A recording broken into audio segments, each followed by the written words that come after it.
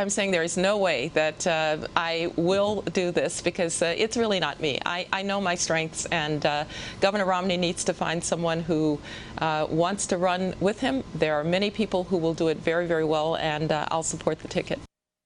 As former Secretary of State Condoleezza Rice saying there is no way she will want to be the vice presidential candidate, that Mitt Romney needs to find someone else to take her place. Nevertheless, people are speculating she is at the top of that list. We have Sara Murray right here beside us. She covers the Romney campaign for the Wall Street Journal. Posturing, Sarah, I mean, is this just sort of the Romney campaign trying to get the discussion away from Bain Capital for a day, or is she a real contender? You know, this is the name of the VP game. We never really know, and so we just kind of guess. And so the latest story that we have is coming from the Drudge Report, basically saying they think that Condi's atop the list. The reason people think it might be legitimate is because Matt Drudge has a pretty close working relationship with Matt Rhodes, who's the campaign manager over in Romneyland.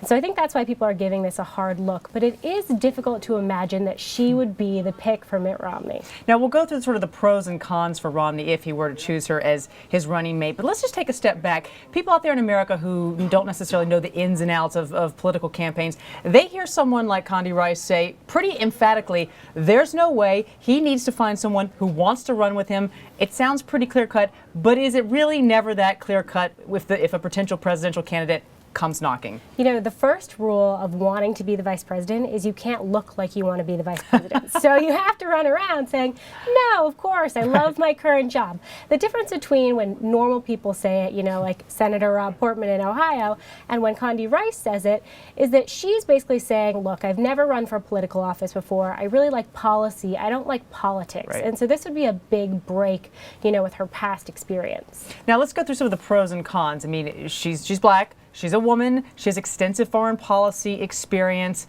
Are these enough to sort of make her kind of give her a wow factor on the ticket? You know, I think that her foreign policy experience certainly helps. Governor Romney doesn't really have any.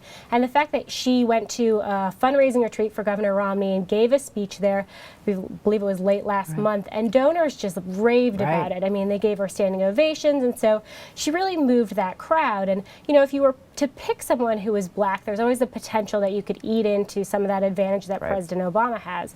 I just don't know if that's enough to offset some of the differences she and Governor Romney have on policy and on abortion, social issues. I mean, she has said she's at least is it moderately, somewhat pro-choice, she has said. So this could be kind of a thorny issue for those social conservatives who really see Mitt Romney, in their words, as taking this country back to where they want it to be. Absolutely. I think there are some significant breaks in their belief system and in their policies, but also, I mean, she served in the Bush administration, and we are talking about a guy who's running for president who can't even bring himself to say the words George Bush in public. He almost never does. So how is he going to pick someone who was in her administration and in his administration and run alongside her?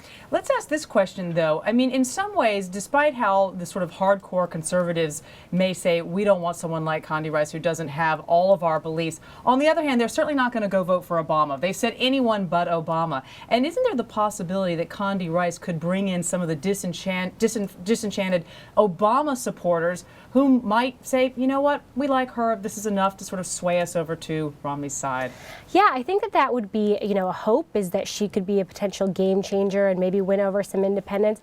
I think the question goes back to, you know, if you were to pick a Condi Rice, you're going to have the Obama campaign out there every single day saying, this is just George Bush all over again, and look where George Bush got us, wars, deficits, on and on. And you would just hear that from now until November. Now, Sarah, you're on the campaign trail. You're going back on the campaign trail next week with Romney. Just give us a little bit of insider scoop here on how this works when someone's name like this is floated as a trial balloon. The media's all over it today. You and I are talking about it.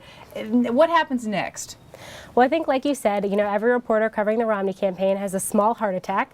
They take a deep breath. They start calling and emailing everyone they know.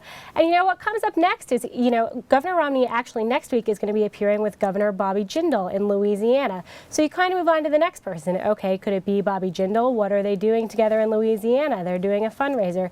And so it seems like every day there's something new. Obviously, we'll look for signs that she's meeting with people in the Romney campaign. We'll look for signs of them appearing together, of Governor Romney saying anything complimentary about her, but they are keeping this very close to the vest, and I just don't think we're going to have a definitive answer for a while.